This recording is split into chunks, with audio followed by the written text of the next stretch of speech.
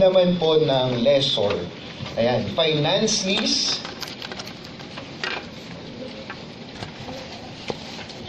Finance lease, lessor.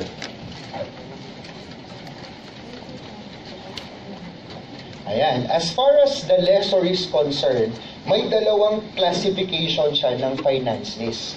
Ano po yan? It's either sales type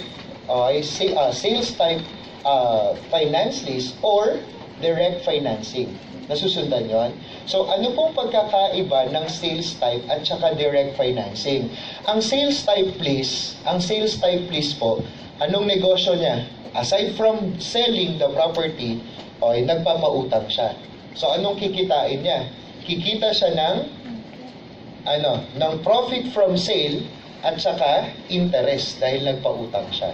Nasusundan mo? Ang direct financing naman po, on the other hand, ang direct financing, anong mangyayari? Nagpapautang lang siya.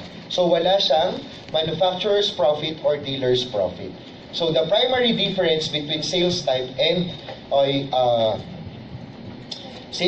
direct financing would be yung recognition sa sales type ng manufacturer's profit or dealer's profit. Okay, so sige, makikita mo rin naman to, no? So, unahin po natin pag-usapan paano po ina-account ang sales type lease. Ayan. So, paano ina-account ang sales type lease? Ang sales type lease mo, ganito. Okay, for sales type lease, so ano po yung mga items na dapat nating ma-identify? Una po, dapat marunong kang mag-identify ng gross investment. Aside from the gross investment, dapat marunong ka rin mag-identify ng net investment. So, dapat alam natin kung ano yung bubuo dyan sa mga items na yan. Aside from the net investment, ano ba po? Cost of sales. Yan. Ganito. So, paano mag-identify ng gross investment? Ang gross investment po is undiscounted. So, walang discounting na gagawin dito, ha? So, what would be the composition of gross investment? Sabi niya, MLP and unguaranteed residual value. So, paano yun? MLP and unguaranteed residual value. Ganito po yan. Ang interpretation po nito, pag criteria number 1, rental payments. Pag criteria number 2, rental payments and bargain purchase price. Pag criteria 3 or 4, ano po yan? Rental payments, tapos guaranteed residual value, or kung walang guaranteed residual value, that's the time na gamitin mo ang unguaranteed residual value. Nasusundan mo siya?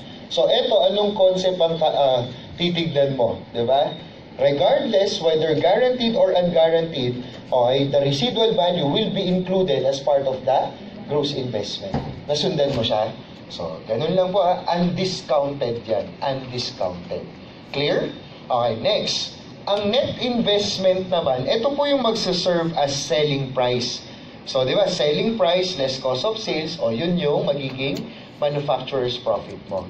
Ang net investment po, per standards, it's present value of gross investment.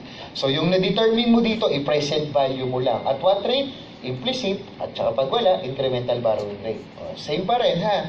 Okay. Or, fair value, whichever is lower. So, present value of gross investment or fair value, whichever is lower. Kuha. Tapos yun yung magsaserve as selling price. Ano naman ang cost of sales? Ang cost of sales po, so, it would be the cost of the asset pag hindi pa gamit. Pagkagamit na yung carrying amount. Ayan. Cost of the asset, plus initial direct cost. Ayan. So, ito po yung explicit standards na the treatment of initial direct cost will be expense. Part siya ng expense. Diba? So, first time yan actually. So, sa operating lease, anong treatment niya? Diba? Per standard, sabi niya, it shall be capitalized as lease, as part of the lease asset, and then it will be amortized over lease term. Nasusundan yun? Kaya lang natin in-expense kay lessee kasi wala siyang lease asset. Naalala? Sa finance lease, paano natin trinit? Paano natin trinit ang initial direct cost? Capitalizable cost. Nasusundan po. O dito, explicitly, idagdag mo as part of the cost of sales. Nasusundan siya. Okay. Ngayon, ito po, the difference between gross investment and net investment, yan po yung unearned interest income. So, ito receivable kasi yan. Receivable accounting. Unearned interest income or yung total financial revenue or total interest income that will be earned all throughout the credit period. Okay, so yung credit period dito would be yung entire lease term. Nasusundan po? Okay, ngayon, yung net investment, or which is the selling price, okay, and then yung cost of sales, difference po nila, yan na yung ating dealer's profit, manufacturer's profit, ayan, or simply gross profit, or okay, profit from sale. Okay na? So, yan po, pagka nalaman mo na yan, okay ka na dyan, di ba? Okay ka na mag-account ng sales type. So, lahat po ng sales type is, okay, i-identify mo yung mga items na yan, kahit na anong hingin sa atin, malalaman mo, or kaya mong i-provide. And then, okay, after nito na ma-identify mo yung mga items na yan, i-apply mo na receivable accounting. Kasi lessor ka dito, so may receivable ka. Gets po ba? O, sige, pakita natin kung anong sinasabi. So, problem number 1 for sales type is, so, an entity is a dealer in equipment. O doon, yun palang statement na yun, naging sales type na yan. Bakit? Kasi dealer siya. Nagbebenta talaga siya. Gets po ba? Okay, next. At the beginning of current year, an equipment was leased to another entity with the following provisions. Okay, so, annual rental payable at the end of each year. So, may mga details, Tapos, tignan mo yung pangalawa, lease term and useful life of machinery, 5 years. So, qualified po ba as finance lease?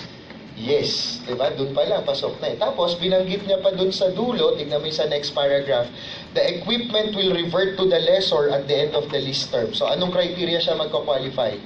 Criteria number 3 or 4. Ito, specifically, number 3. Nasusundan yon kasi useful life is equal to the lease term. Eh, di ba, ang requirement lang natin, 75%. Nasundan mo?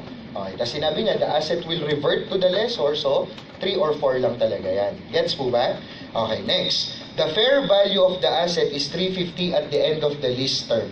The perpetual inventory system is used. The lessor incurred initial direct cost of 200,000 in finalizing the lease agreement. Okay na?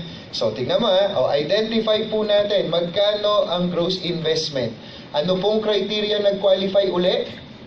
Number 3. So, rental payments at saka residual value. O dito, mayroong binigay na guaranteed residual value. How much is the annual rental payments? Okay, 1.5 million multiplied by ilang taon magbabayad? 5 beses. So, 1.5 times 5, magkano to? 7.5. O, guaranteed residual value, magkano po? So, 500,000. Okay, so magkano ang gross investment po? It's at 8 million pesos. Nasundan mo to? Okay, next. Net investment. So, anong sabi natin? I-present value mo yan or, tignan mo kung may fair value. So, may fair value po ba yung equipment? Yes, 6 million. So, ano nilang compare mo? Present value of gross investment. So, magkano ang present value ng gross investment natin? So, rental payments, magkano po? 1.5. O, i-present value mo lang. Tuwing kailan magbabayad? At the end of each year. So, ano ang present value factor na gagamitin mo? Ordinary annuity for 5 periods at 12%, which is yung implicit rate. So, 3.6. 1.5 times 3.6, please. Magkano po ito? 5.4. Tapos, present value of guaranteed residual value. Magkano yung guaranteed? 500,000. Ilang ang present value factor? So, after 5 years, diba? 0.57. Nasundan po ba? So, magkano yun? 500 times 0.57, magkano po siya? Okay. 285. Okay na? O, sige. So, magkano ang net investment mo? 5,685. Okay, magkano fair value? 6 million. Present value? 5,685. Anong gagamitin mo? Okay. 5,685. Kasi lower, lagyan natin dito para hindi makalimutan, lower than fair value po. Lower than fair value. Nasundan siya? Okay, next. Tapos anong sunod? Cost of sales. Identify natin.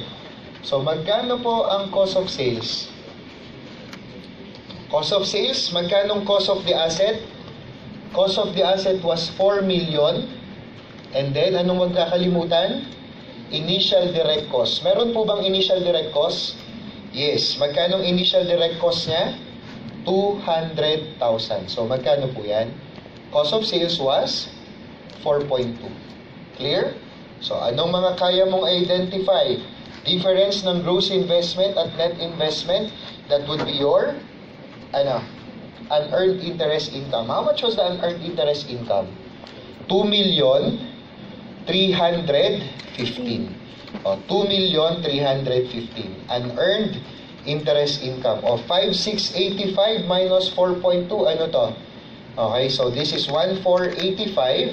Anong tawag mo dito?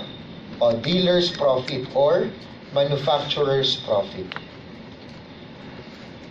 Nasundan siya? Nakuha po ba? Entryhan natin para mas ma-appreciate. Entryhan mo Tignan mo. So, guaranteed residual value. Ang entry niya, debit, cash. So, magkano pong cash? Sorry. Mamaya. Sige. Lease receivable. Sa dulo pa yon. So, end of the term. Nagbayad. So, debit lease receivable. Ang lease receivable mo palagi is the gross investment. So, 8 million. Tas dahil dealer ka, sales yan. Magkano sales mo? Anong sabi natin na sales? Yung net investment. 5,685,000. Nasundan? Next. And then, ano po? Unearned interest income. Magkano po? 2,315,000. 2,315,000. Pinapatay niyo yung aircon. Ang uminit. Naramdaman niyo ba? Okay. Sige. Pero okay lang. Masaya naman tayo sa ginagawa natin. Okay. So, ayun. Nasundan mo na yan. And then, aside from that, dahil naka-perpetual siya, debit, cost of sales, magkano daw? 4.2. And then, inventory. So, magkano ang inventory mo? 4 million. Tapos, dun sa pinambayad ng initial direct cost, di credit cash ka, 200. So, ganyan yung entry mo dyan. Nasundan yan? Nakuha po ba? Okay, so, yun. Okay na? So, tignan natin. What is the gross investment in the lease? Sagot, 8 million. Bravo. What is the net investment in the lease? 5,685,000. Letter B. What is the total financial revenue? Anong sagot mo? Okay, 2,315,000. Nasusundan siya? Okay, next. Magkano po ang interest income for the current year? Saan mo ibabasa mag-amortize ka lang ng receivable. Magkano ang net receivable mo? Carrying amount of your receivable. Magkano? Kung magkano yung net investment mo. Diba? Kasi ganito yun, diba? Ang magiging presentation niyan, lease receivable less, ano po? Unearned interest income. Kontra asset account to. So, 8 million minus 2,315, edi 5,685. So, ito yung net na pautang mo. Multiplied by, ilang percent to? 12%. So, for the first year, magkano kinita nating interest? It's 82,200.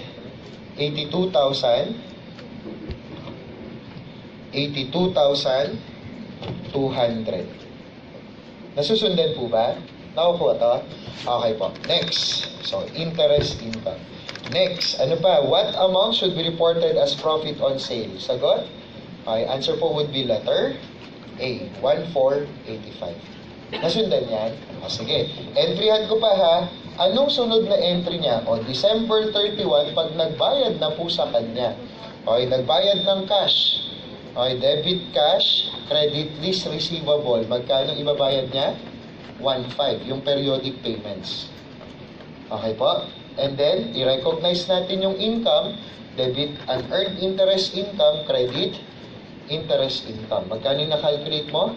682,200 pesos. So, yan po yung entries mo for 20, okay, 20, anong taon to? Wala. Okay, for the current year. Nasundan siya? Kaya to? Yes. O, next. O, pag po unguaranteed lang, o, sige, ano lang natin, no? Pagka unguaranteed lang, so same lang yung entry, kaya lang, okay, ano po, babawasan mo yung naka-recognize na sale. Sabi niya kasi, the amount of sale to be recognized under unguaranteed, when the residual value is unguaranteed, should not include the present value of unguaranteed residual value. Nakuha mo? So, yung sale should not include the present value of unguaranteed residual value. Okay, and then, ano pa? Okay, it should not include, ano po, or the amount to be presented as cost of sales should also not include the present value of unguaranteed residual value. Nakuha mo? So, babawasan mo lang yung sale at saka cost of sale ng anong amount? Present value of unguaranteed residual value. Nakuha mo? Pero kung yung mga amount lang, yung unearned interest income, dealer's profit, same lang yan. Okay? Tapos yung receivable mo, same lang yung balance. Tingnan mo, if unguaranteed, anong entry? Debit lease receivable, 8 million. O, tapos hindi mo siya pwedeng pag-hiwalayan. So, i-compound entry mo. So, ang cost of sales mo, o, di ba sabi natin, ang cost of sales should not include the present value of unguaranteed residual value. So, kung 4.2 yan, tanggalin mo yung present value ng unguaranteed. Magkano yung guaranteed dyan? 285. So, tanggalin natin yun. So, magkano lang magiging cost of sales niya? Magkano po to? 3,915,000. 3,915,000. Nakuha? Next po. O, tapos sales. Anong sabi natin sa sales? Dapat tanggalin mo ang present value ng unguaranteed. So, dito, magkano yung sales natin kanina? Okay, so, actually, pwede naman na ilagay. Pero sige, pakita lang natin. 5,685. Okay, bawas mo yung 285. So, actually, yung 5.4 yon, di ba? So, ayan. So, yan lang yung sale mo. 5.4. Nakukuha? And then, unearned interest income, same lang po. 2,315. Inventory, syempre, yung binigay mo, di ba? Inventory, magkano yan? 4 million. Okay? And then, cash, for the initial direct cost na 200. Yan po yung magiging entry mo. Nakukuha mo siya. So, tignan mo nga kung balanse. Balanse naman, ano? 915. So, 11,915. 915. 11,915. So, balanse. Okay? Tapos, tignan mo. Magkanong unearned niya? 2,315. Yun lang rin yun. Magkanong dealer's profit? Sales niya? 5.4. Cost of sales niya? Magkano po? 3,915,000. Okay, so magkano siya? Same lang. 1,485. Same lang po ba doon? Yes. Nasundan mo? So, pagka unguaranteed, ang pagkakaiba lang nila saan? Okay, sa sales and cost of sales. O, pero the rest of the amount same lang. Okay, so ano lang ang tinanggal sa sale and cost of sale? Again, the present value of unguaranteed residual value. Did you get this? Kaya po. O, tapos subsequent entries, same na yun. Nakuha? O, kasi receivable accounting na yun. Kaya po, kaya. Sige. So, yan ha. O, tapos yung interest income, same pa rin yun. Kasi ang receivable mo, 8 million minus 2,315. So, ito pa rin siya. Diba? Times 12%, yun naman. Kaya, nasusundan ako. Okay. Next. O, paano naman po si direct financing? Okay, so, sa direct financing,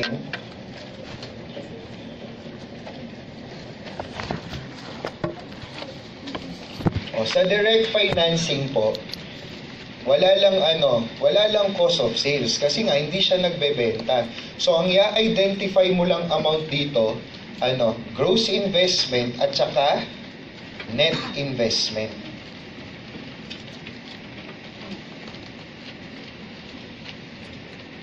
So, yung gross investment, paano po mag-determine ng gross investment? MLP and unguaranteed residual value. So, paano interpretation ulit nito? Katulad lang rin ng kanina. Okay? Next, ang net investment mo, theoretically, dapat present value siya ng gross investment. Nasusundan yun? Theoretically speaking. Pero, ang net investment mo dito, okay, cost of the asset plus initial direct cost. So, dito, capitalizable yung initial direct cost. Nakukuha mo siya. So, dapat pagka kinapit, kasi ito yung pinautang mo, di ba? Ito yung incurred mo, tapos papatungan mo ng interest. Di ba? Okay, parang ang mangyayari dito, ganito. So, depende sa criteria. Halimbawa, nag-qualify ng criteria 3 or 4. Kunyari lang paano po magko-compute ng net investment? Conceptually, pag present value niya yung rental payments, tapos present value niya yung guaranteed residual value or unguaranteed residual value, dapat yung amount po na lalabas dito would be equal to cost of the asset plus initial direct cost. Nasusundan mo yon? Tapos ang gagawin niya, papatungan niya ng interest. Magkano yung gusto kong ma-earn na interest? Diba? So, halimbawa, 12%, edi yung mga factors na imumultiply niya at 12%. Nasusundan mo? So, ma-identify niya na to. Diba, ito, given na to. Okay na to diba? Yung unguaranteed residual value. Identified na yan. Kasi, kontrata Tapos, imumultiply mo ng present value factor. Nasusundan? So, alam mo na yan. Tama? Kasi based dun sa implicit rate. Kung ilang percent yung gusto mong kitain. Tapos may value ka na dyan. Di-squeeze mo na yung sa ibabaw. Tama? Nakukuha po? Tapos, para makita mo yung tamang proseso, no? Syempre, alam mo na yung interest rate, makukompute mo, no? Dahil alam mo na yan, pwede na natin ito ma-identify? Yes. Etong amount na ni-squeeze mo, divided by this one, yan po yung magiging periodic rental payments. So, ganun yung pagko-compute nila ng amortization. Did you get that? Nakukuha po ba? Ayun. So, kasi alam mo magkano yung pinautang, patungan mo na lang. Diba? Nung interest. Tapos, apply mo na dito. So, halimbawa ito, rental payments, undiscounted lang. Guaranteed residual value, unguaranteed residual value. Yun.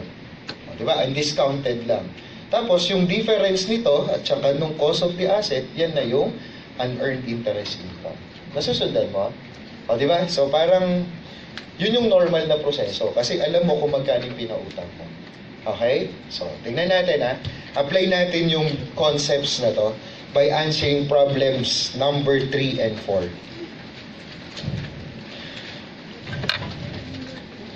An entity, number 2 and 3, sorry. 2 and 3. 2 and 3 pala. Medyo na-excite lang tayo. Ayan. Ikaw naman, lipat ka rin agad no? Ayan. Number 2. What is the annual rental payment? Diba? So, yun yung aalamin mo doon.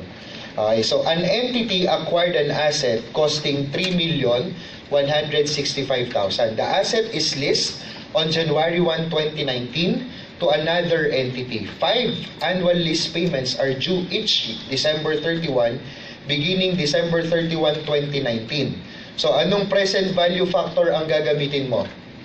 Present value of ordinary annuity kasi the first payment will be made on December 31. Pumasok siya January 1. So, end of period. Okay, the unguaranteed residual value of the asset at the end of the lease term on December 31, 2023 is 500,000. Tapos, in-emphasize niya pa na the asset will revert to the lessor. So, anong criteria siya magko-qualify? 3 or 4. Kasi babalik yung asset. Nasundan mo siya? So, tingnan mo identify natin. So, kung gusto lang natin yung i-identify yung gross investment, kasi yun yung kailangan rin, di ba? Pero ang tanong lang naman dito, annual rental payments. So, kung 3 or 4 yan, ang bubuo ng gross investment, rental payments at saka unguaranteed residual value. Tapos yung net investment, Cost of the asset plus initial direct cost. Okay? So ano to? May cost of the asset ba? Yes, 3,165,000. So, ayun. The lessor's implicit rate is 12%. Okay na? So, anong sabi natin? Conceptually, the net investment should, the present value of the present value of gross investment would be equal to the net investment. So, pagka present value natin to, okay, tingnan mo present value of rental payments, present value of unguaranteed residual value, dapat po, ang lalabas dyan na amount would be equal to what?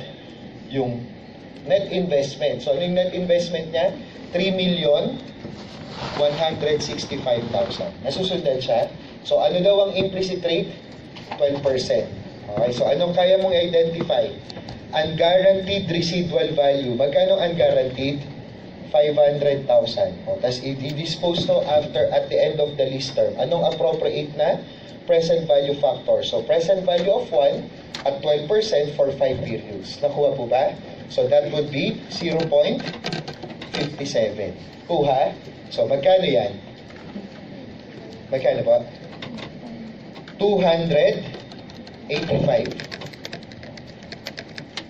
285. O, tapos kaya mo na bang ma-identify ito? Yes, di ba? Pwede mo na siyang i-squeeze. Okay, so 3,165 minus 285, magkano po? 2,880,000. Tapos, di ba, alam mo na, di ba, kung magkano yung total present value ng rental payments, alam natin na alam natin na ang present value factor na gagamitin at 12% for 5 periods, ordinary annuity, 3.6. So, kaya mong ma-squeeze yung amount dito? Yes. So, magkano po yung annual rental? Okay, so, 2,880 divided by 3.6. So, that would be 800,000. Ganun lang. Nakuha mo siya? Yes. O, pag tinanong ka, magkano ang... Okay, so ito yung sagot natin sa requirement. Okay, at magkano ang unearned interest income? Unearned interest income. So, unearned interest income mo, 800, ilang beses magbabayad? 5, di ba? 5 periods. So, 800 times 5, that would be 4 million. And then, unguaranteed residual value, magkano? 500. So, 4.5. Tinanong ka magkanong unearned interest income, difference lang nitong dalawa. Nakuha mo siya? O, diba? Na-identify mo na lahat ng items. Kaya? Kaya na? Yes. Okay, next. Try natin. So, problem number 2 is chart. O, next. Problem number 3. Problem number 3 po. So, anong hinihingi? Gross investment, net investment, total unearned interest income, and then interest income that should be recognized for the current year. An entity is in the business of leasing new sophisticated equipment. The lessor expects a 12% return on net investment. Okay? All leases are classified as direct financing lease. At the end of the lease term, the equipment will revert to the lessor. Okay? So ano to? Criteria 3 or 4. So kung bigyan ka ng guaranteed at unguaranteed, kailangan mong i-consider. Gets po ba? Okay, next. So at the beginning of current year, an equipment is leased to a lessee with the following information. So identify natin, magkano po ang gross investment? So anong criteria siya? 3, no? So, rental payments, magkano periodic rental payments? Ito, mabait yung problem, binigay na, no? Kasi, trinain niya na tayo dun sa problem number 2. So, magkano po yan? 900,000. Pero, kailan siya binayaran? Beginning of each year. So, pag nag-present value ka later on, ano siya? Dapat annuity due. Okay? Kaya lang, hindi mo natin kailangan dito kasi direct financing siya, ano yung net investment po? Ano mabilis na paraan? Cost of the asset plus initial direct cost. Gets mo? Okay, so ayun. So 900,000 multiplied by ilang taon pong magbabayad? 8 years. Ayan. So 900 times 8, magkano to? 7.2. And then, unguaranteed residual value, magkano po? 600. So, ang gross investment natin, 7.8. Okay na? Next. Net investment. So, magkano talaga ang pinautang?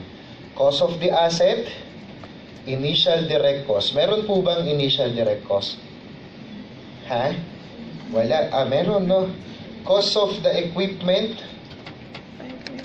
5 million. And then, initial direct cost, magkano?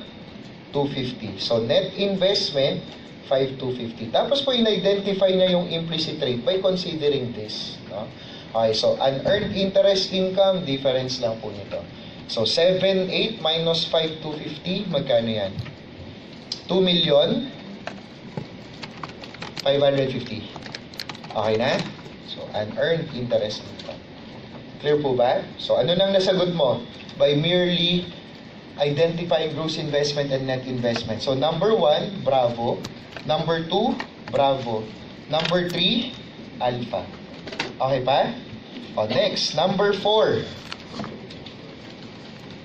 O, problem number 4. Requirement number 4, sorry. What amount of interest income should be recognized for the current year? So, magkanong pautang niya? Anong pautang? Again, net investment, di ba? Yung net investment. So, 5,250,000. Magkanong interest income niya? So, ilang percent? 12%. Pero wag mong kalimutan, annuity due tayo. Di ba? So, the first payment will be applied to the principal.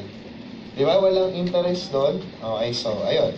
So, 5,250 minus 900. So, magkano to? 4,350. Tama? Tama ba? O, tapos saka ka mag-multiply ng 12%. So, magkano ang interest income?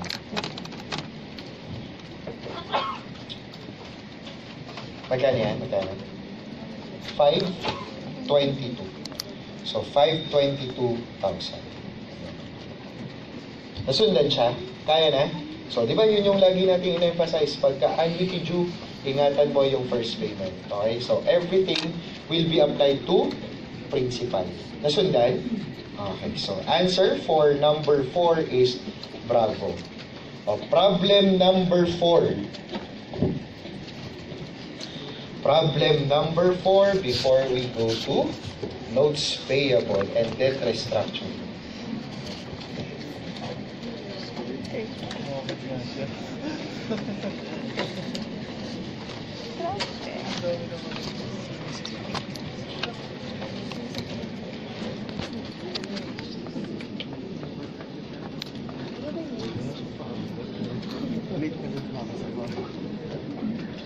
Sige. So, notes.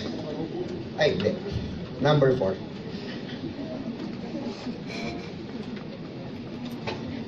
Medyo ano na nga medyo naka-recover na ako. Kanina nung afternoon, basta may, imbis na babanggitin ko, bonds, ang nababanggit ko, VAT, gano'n. Alam mo yan? Wala lang, weird lang. So, di ba, ewan po, favorite ko talaga evening Itong favorite kong evening session, no? Kaya, kasi, ito lang yung evening, di ba? Sige. O, number 4. So, anong hinahanap? What is the annual lease payment payable in advance required to yield the desired return? So, same yung approach na gagawin natin, di ba? Okay, so, tapos, what is the total financial revenue? Again, anong concept? Conceptually, the present value of gross investment will be equal to the net investment. Okay, an entity decided to enter the leasing business. The entity acquired a specialized packaging machine for 2.3 million. So, magkano yung cost? 2.3. At the beginning of current year, the entity leased the machine for a period of 6 years, after which, title to the machine is transferred to the lease. So, ano ang criteria na sinatisfy niya? First criterion, di ba? Okay. Kasi transfer of ownership. So, the 6 annual lease payments are due in advance. So, anong gagamitin ng present value factor? Or the annuity due, di ba? beginning of each year. The residual value of the machine is 200,000. The lease terms are arranged so that a return of 12% is earned by the lessor. The present value of 1 at 12% for 6 periods is 0.51, and then may present value factors po dyan. So, tingnan mo. So, gross investment mo,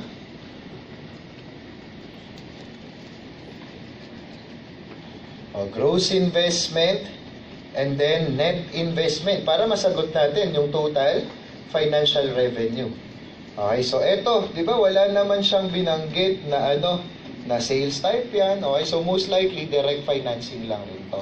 Okay, so tingnan mo, magkano po ang magiging net investment niya? Okay, so net investment niya, yung cost ng machine, magkano? 2.3 million. Na dapat, pag present value natin, yung gross investment, okay, ang lalabas is, magkano po? 2.3 million. Nagets mo yan? Okay, so anong criteria uli ito? First criterion. Okay, so ano po ang composition ng gross investment? Pag criteria number 1, rental payments lang. Kahit bigyan ka ng guaranteed, unguaranteed, wag mong papansinin. Okay po ba? Okay. Kahit dito man lang, makabawi ka dun sa di ba? Yung di namamansin sa'yo. Sige. So, ang rental payments lang yan. So, unknown di ba? Yung rental payments, multiplied by, ilang taon uli ito? Ilang taon siyang magbabayad? 6 years, di ba? So, may unknown doon. Okay, so, na pag present value dapat natin yan, ang lalabas would be equal to, ano po ulit? Yung cost na 2.3. Tapos yun na, di ba? So, present value of gross investment is equal to the present value of the rental payments. Nasundan mo siya? Ano uling present value factor ang gagamitin mo? Present value of annuity due. Okay, annuity due for 6 periods at 12%. Ano po yan? 4.6. Kaya mo nang i-squeeze? Kaya na? Yes. Di ba? Ito, this will be computed by dividing 2.3 divided by 4.6. So, magkano po ang annual rental payments? Magkano? 500,000. Magkano? Magkano po? 500. Sige. Di yun na. Diba? Tas yun. Lalagay mo lang dito, 500,000 times 6. So, magkano gross investment? 3 million. Okay na? So, ano nang nasagot natin sa mga requirements? Annual lease rental payable in advance. Sagot is letter A. Ito yan. Next po. What is the total financial revenue? Sagot, 3 million minus 2.3. Sagot, 700,000. Okay, so letter C. Tinanong ka, magkano ang interest income? Kunyari lang, tinanong tayo, interest income for the current year. What would be your answer? Interest income for the current year. Magkano pong magiging sagot mo? Dapat ganito yung magiging calculation mo. Magkano net pautang? 2.3 yung net investment. Kaya lang, nagbayad agad in advance. Pagka yan, naulit po pang mali. Yan. Normal lang yun. Okay, so, minus 500, so that would be 1.8. Tapos saka ka lang mag-multiply ng interest na 12%. Nasundan po ba? So, magkano interest income? 216. Ayun. So, 216. Kaya lang, di naman hinihingi. No? So, para lang ma-emphasize natin na pag annuity due, you apply first the first payment to the principal. Did you get this? Okay. So, yan po. Yung ating finance lease lessor. Okay? Finance lease lessor. Okay.